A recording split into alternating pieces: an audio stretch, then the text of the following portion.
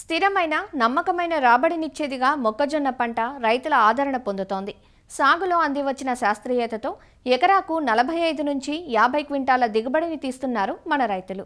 రబీ పంటగా నవంబర్ మాసాల్లో విత్తుకున్న పంటను ప్రస్తుతం అనేక చీడపీడలు ఆశిస్తున్నాయి. కొన్ని ప్రాంతాలలో ఎండు తెగులు ఆశిస్తుండగా మరికొన్ని ప్రాంతాల్లో కత్తెర పురుగు, కాండం తొలుచు పురుగులు నష్టం చేస్తున్నాయి. వీటిని సకాలంలో గుర్తించి సస్యరక్షణ చర్యలు చేపట్టాలంటూ వివరాలు తెలియజేస్తున్నారు విజయనగరం జిల్లా ఏరువాక కేంద్రం ప్రధాన శాస్త్రవేత్త కెల్లా లక్ష్మణ్. నవంబర్ 15 తర్వాత డిసెంబరు మొదటి వారంలోపు పడినటువంటి మొక్కజొన్న దాదాపు 20 నుంచి 25 రోజుల దశ దాటిపోయి ఉన్నది. అయితే ప్రస్తుతం ఏంటంటే కత్తెర పురుగు ఆశించిన దగ్గర మొక్క తొలి దశలో అంటే విత్తినటువంటి తొలి 15 రోజుల్లోపు అయితే క్లోరిఫైరిఫాస్ అనే మందుని 500 మిల్లీలీటర్లు, దాంతోపాటు ఈ యొక్క వేప నూనె 1 లీటరు అంటే 5 మిల్లీలీటరు 1 లీటర్ నీటికి చొప్పున కలిపి పిచికారి చేసుకున్నట్లయితే కత్తెర పురుగు ఉధృతిని చాలా వరకు మనం తగ్గించుకోవచ్చు.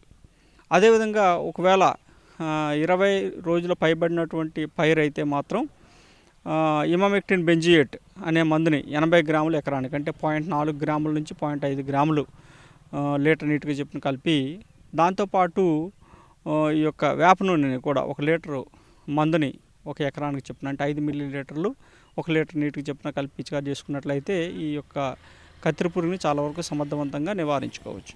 అయితే దాంతోపాటు ఏంటంటే మనం కొన్ని ప్రాంతాల్లో మొక్కజొన్న యొక్క కాండం తొలిచే పురుగు ఆశించడం జరుగుతుంది. దీనికి ఈ యొక్క సాధారణంగా మొక్కజొన్న మొవ్వు సూడుల్లో కార్బోఫ్యూరాన్ 3G గుళికలను అయితే ఎకరానికి 3 కేజీలు చొప్పున ఆ మొవ్వు సుడిలో పడే విధంగా వేస్తే దీన్ని చాలా సమర్థవంతంగా యాజమాన్యం చేసుకోవచ్చు.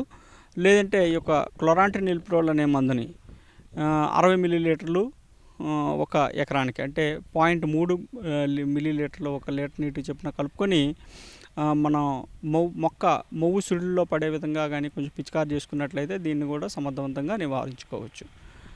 అదేవిధంగా ఆకుమచ్చ తెగుళ్ళు కానీ అదేవిధంగా కుళ్ళు తెగుళ్ళు వంటి ఒకవేళ ఆశించినట్లు గమనించినట్లయితే ఈ ప్రోపికొండజోల్ అనే మందుని 1 మిల్లీలీటర్ లీటర్ నీటికి చొప్పున కలిపి పిచికారి చేసుకోవాలి.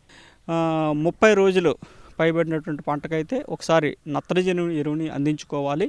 అంటే నత్రజని ఎరువుని దాదాపు 40 నుంచి 45 కేజీలు ఎకరానికి, దాంతోపాటు 20 కేజీలు పొటాషియం ఇచ్చే ఎరువులను వేసుకున్నట్లయితే ఈ పంట పెరుగుదల ప్రారంభించేటువంటి అవకాశం ఉంటుంది.